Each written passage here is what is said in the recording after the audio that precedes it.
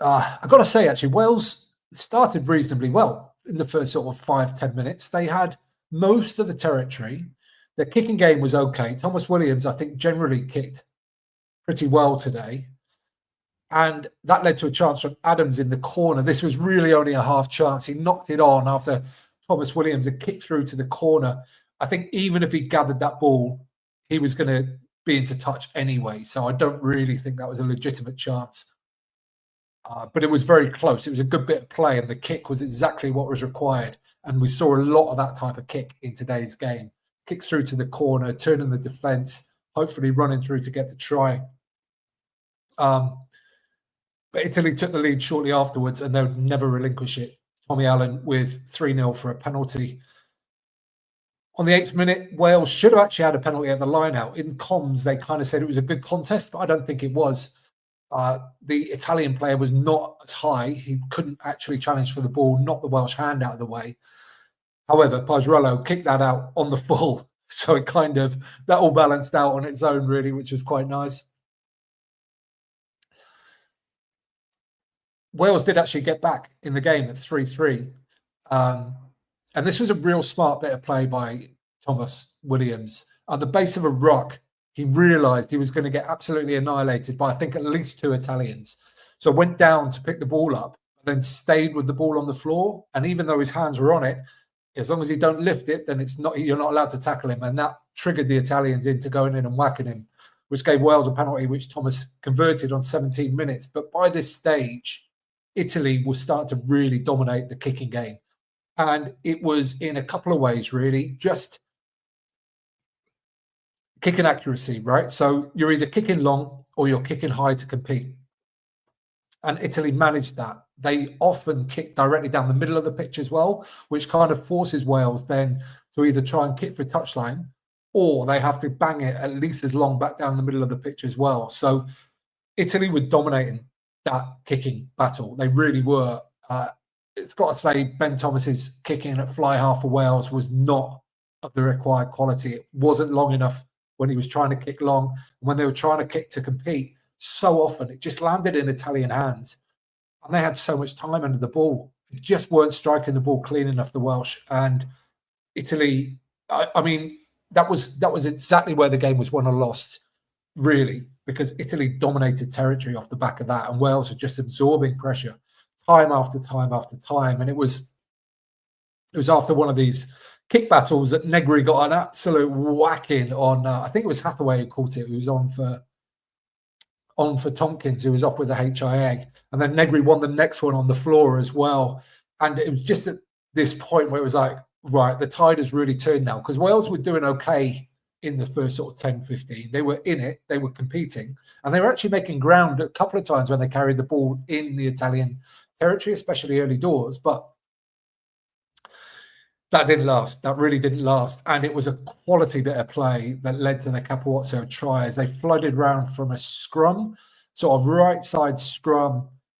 Garbisi came round and somebody on the Welsh side overchased and went wider than he probably should have done.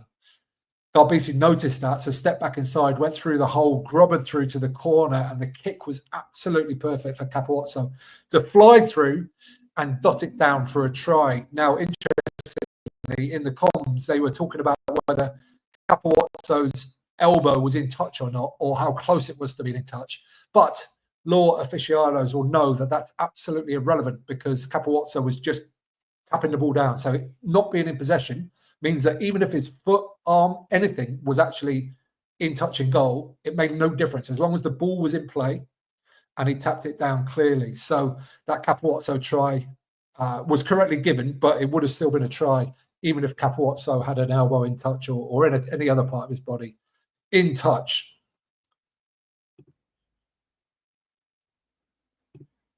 So that was about quarter of the game done. Big G says that was a terrible game. I mean, it wasn't. It was one for the purists, shall we say? With those weather conditions, it was never going to be easy. It was never going to be beautiful, and with the pressure on both sides, especially Wales, you've got to say, it was never going to be a free-flowing game. So, yeah, maybe one for the purists. You've got to appreciate the kicking battles. You've got to appreciate the discipline that's needed to win games like that. And then also the third thing, which again, Italy were better at, which is taking your chances when they were there. When the opportunities were there for Italy, they took most of them. Wales had opportunities. They did. They squandered all but a couple, especially, and the ones that they did take were almost when the game was already gone. All right, then. Moving into the Big G as well says Wainwright. He thinks Wainwright was Wales' best player by a mile. I thought Faletau was pretty good. He was not as physical as he has been in the past, but he was always offering himself. I thought Murray did pretty well as well at fullback. He was pretty solid under the high ball and always returned it with a bit of extra length with his kick returns. I thought he did okay. 27 minutes, and it was a scrum free kick given to Italy. And this was just, again, this is like this, an indication or an example of where Italy would just a bit snappier, just a bit smarter, and their kicking skills were just a bit better. So this was Pazzarello, the scrum half, tapped it, and then immediately kicked to 50-22 from a free kick at a scrum. And it's just like, that kind of summed up the game a little bit. Like Wales should have been a little bit more switched on to cover that eventuality, but fair play to Pazzarello. He just absolutely nailed it. And when we were talking about the kicking, I don't think I mentioned it before, but there was a brilliant Garbisi left foot banana kick, 60 yards maybe. I don't want to over exaggerate it, but from right on the left hand touchline, and he got it 50-60 yards and then bounced into touch. It was a quality bit of play by him. Lorenzo Canoni then went on a Jacqueline spree, frankly, winning one for a kickable penalty, which made it 13-3. And I've written here as well, Wales losing kicking battle. They've been losing it by some point at that stage in the game. Another one for Canoni. Lloyd gave a penalty away for, I can't remember what that was for now. Anyway, not important. 16-3. And at that stage, 33 minutes in, honestly, with the conditions the way they were, with the chances the way it was going, with the kicking battle the way it was going, it just looked, even at that stage, that it was a massive way back for Wales. But they did actually have some opportunities towards the end of the first half. And if they'd taken one of these, it could have been a massively different game. Just psychologically, it makes a huge difference. However, 35 minutes, Wales made a line break. And I think it took them by surprise, I think, just through the middle off a set play. And after that, the next couple of phases, their attack looked about as bad as I've seen any international attack ever. Like, it was so bad. They had no shape. They had no idea who was supposed to be where or doing what. And that, again, was a kind of a little bit of a sum up. The two teams looked very, very different in terms of their ideas about what they were supposed to be doing and when. That being said, Thomas Williams, so this was it. And this ended up with Wales going back like 15 metres more, maybe. But Thomas Williams found a kick through to Adams somehow. I mean, it was awful attack, but this kick became available to Thomas, and he kicked it through, and Adams really, so these are the chances. It was difficult, but the ball bounced up, and that ball was there to be taken. There was no arms. It was close, but Capuozzo didn't affect his arms, I don't believe. But Adams knocked it on, and that was the chance gone. Otherwise, that would have been 16-8, maybe 16-10. However, Wales got a line out in a good position directly from that, and they went for a front peel. And I could not believe in these conditions, when Wales are a good mauling side. They kept France out from mauling last week, pretty much, certainly early in the game. I think they did score one more try towards the end. But Wales are a good mauling side, and they tried to do a front peel in horrific conditions. It just did not make any sense to me. So again, another chance gone there that they could have been back in the game before half-time. And in the last minute of the half, Adams went down the left. This was the first bit of actual good attacking play by Wales. He threw it forward to Jack Morgan, who was outside him. I think he got his arms kind of half caught in the tackle, in fairness to him. It wasn't quite as clear-cut as he just threw it forward, but he did. And that was another chance gone, because I think Wales were in from that. I think Morgan maybe put Thomas back in on the inside, and they would have scored, I believe. But forward pass, and that was that. Plenty of kicking in the first half here. Italy dominating territory. and by the kicking battle. And Wales just looked really rudderless in attack. Like, I mean, they didn't attack a lot, but when they did, they just looked like they had no clue who was supposed to be where or doing what, which is, yeah. Excuse me, Wi-Fi just dropped off for a second there. But we're into the second half now. And, it must have been such a tough half-time talk for the Welsh. I mean, really, what are you going to say? We need to kick better. We need to kick longer. When I think Ben Thomas was just kicking the ball as long or as accurate as he could. Like, I don't think it's his fault that Italy just had the better kickers. He was put in that position, so it's tough on him.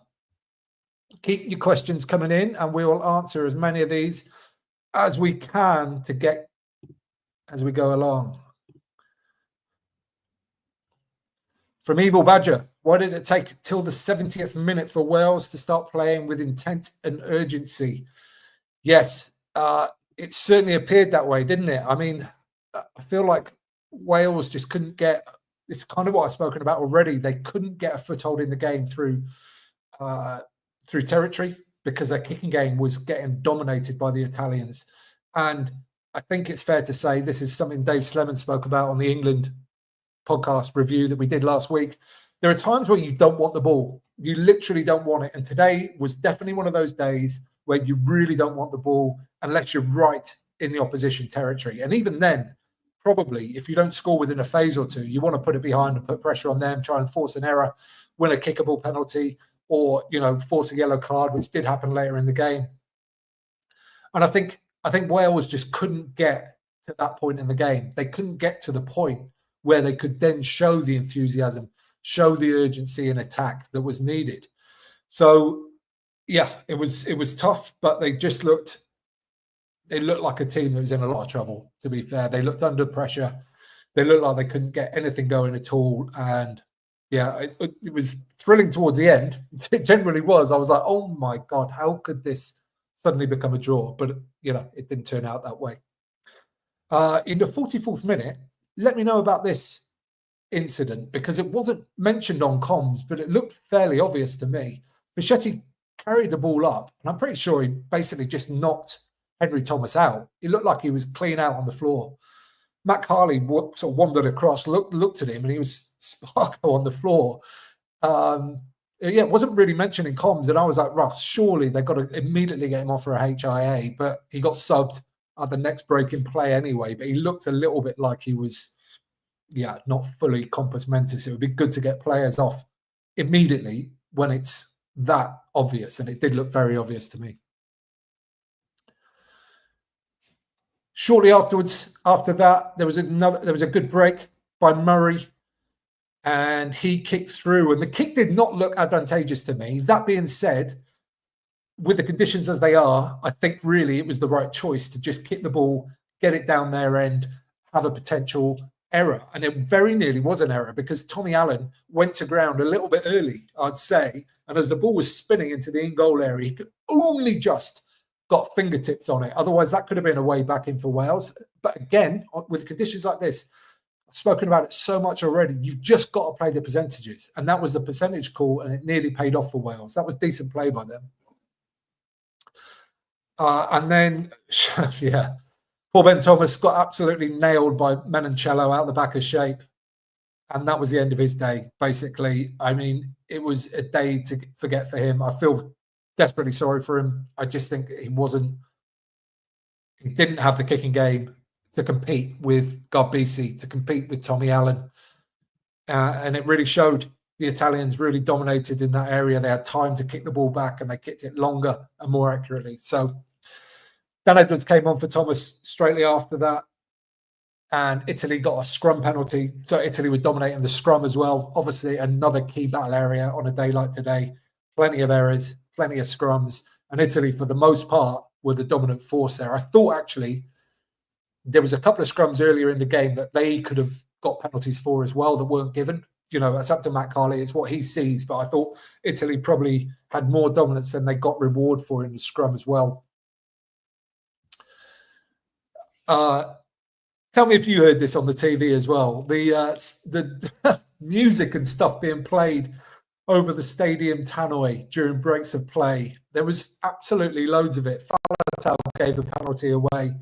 There was a short burst of the Adams family and then all kinds of other stuff.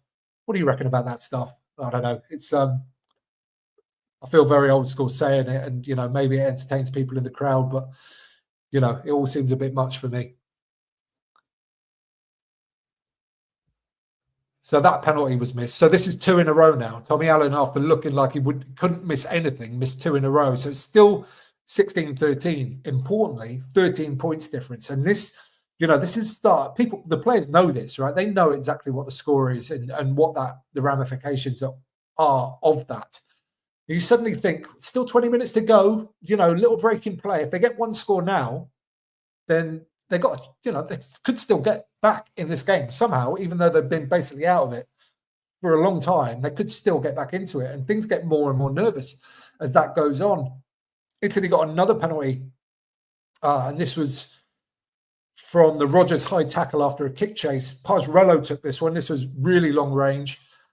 That one missed as well. So that's 3 penalties in a row to take them more than 2 scores clear. And again, you just think, could they get a bit more nervous? Could it, is there a chance? But then Josh Adams, I think, really ended that opportunity when he high tackled Garbisi from another kick chase. This was the thing, right? So Wales kicking was terrible most of the game, and then suddenly when they got their kicks in a really good position where they could challenge or whack the Italian when they landed, first Rogers and then Adams hit him in the head. So even when their kick game was on point, they then absolutely wasted it with high tackles, and Adams was correctly yellow carded there on review. I thought I would not have been surprised to see that upgraded to a red. I thought he was high. He was always high. They said it was a low degree of danger. And I mean, Adams did kind of slow a little bit before he got there.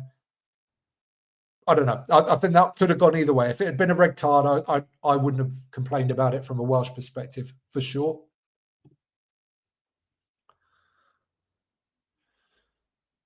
Another question here from Evil Badger.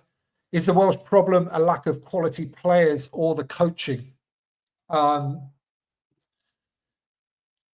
It's really a binary decision, things like this. I think there is a lack of depth, certainly in the Welsh playing squad, but there's good players that weren't picked in this squad. So that would make you think, well, the selection rather than the coaching maybe might be more of the issue. It's hard to know what's going on behind closed doors. I mean, it's the game plan should have been so incredibly simple today, and it looked like Wales were trying to just play a few too mmany phases, and then the kicking game wasn't good enough. So, the kicking game wasn't good enough. That says players aren't good enough. Yeah, I don't know. It's always, I think it's always, or almost always, a combination of both. And I think that probably is the case here.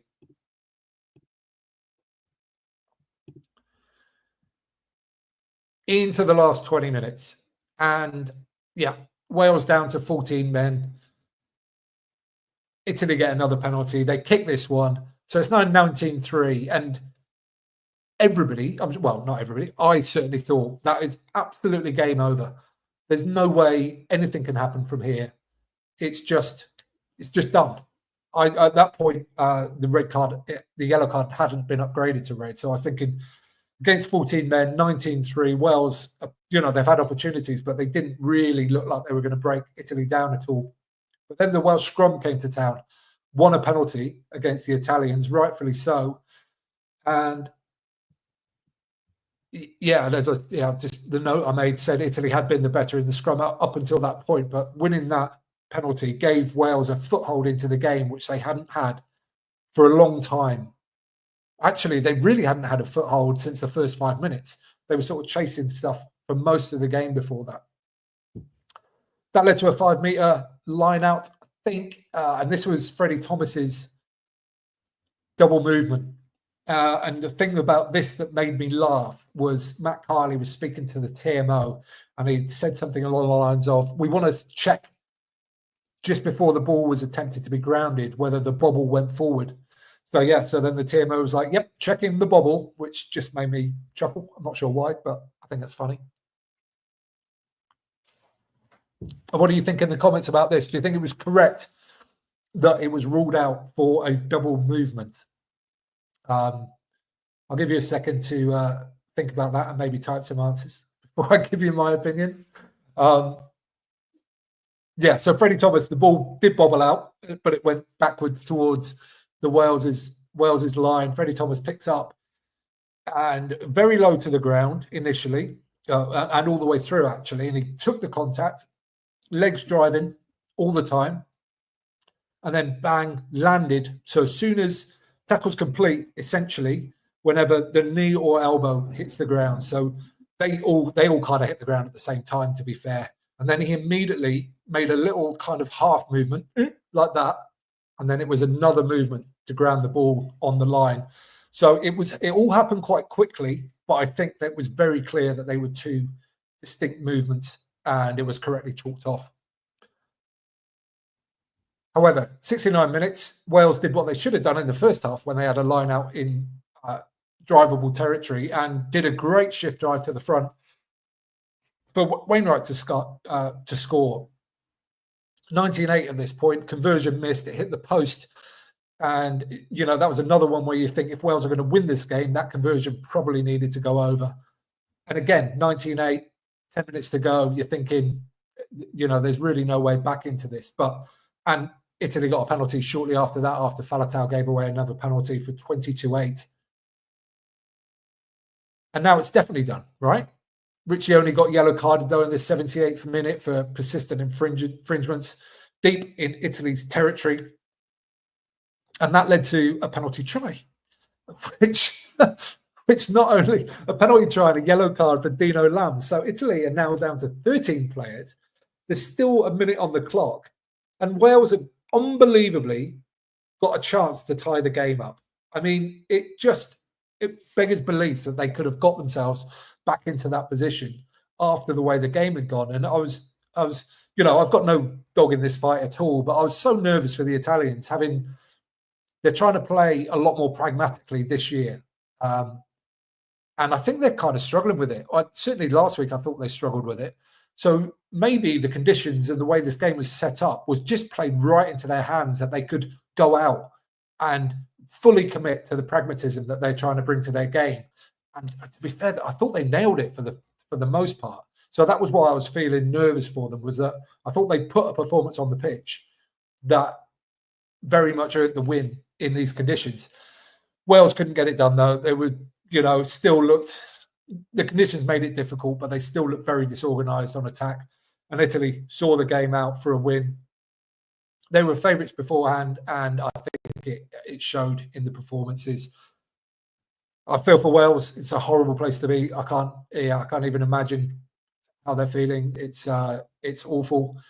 A stat that I read beforehand, apparently 9 of the Welsh 23 have never won a test match, which is, again, just a horrible, horrible stat. Yeah, feel for them. We are going to be doing a full match review. I'm going to do that tomorrow with Hugh Jones, who did the preview with me. Good old Hugh. I'm going to feel, yeah, it's going to make me a bit sad to talk to him about it, because he'll be gutted, I'm sure. Especially, you know, there's always the thing, isn't there? Like, if you see your team go out and really put it on the pitch and think, right, well, they really competed, they gave everything, you know, but I feel like it all looked a little bit lackluster for the Welsh today. But yeah, I think they competed hard, but they just could not get a toehold in the game because of the kicking of the Italians was so much superior. So we're going to be doing that. But what's coming up next? England versus France. It's rainy in London as well, apparently. So I feel like we might see a bit more of a game than this one was in terms of some attacking intent. I definitely think the French won't be shy to play the ball when they get the opportunity. So hopefully we see a little bit more going on there in that game. But until then, guys, have a good day. Enjoy the rest of your Six Nations. And we're going to be doing another one of these after the England-France game as well. So if you want to really, you know, hopefully I'll be ecstatic. But either way, we'll be here doing a quick hot takes, rundown, and having a beer. So thank you guys for watching. And I'll see you later today. Peace.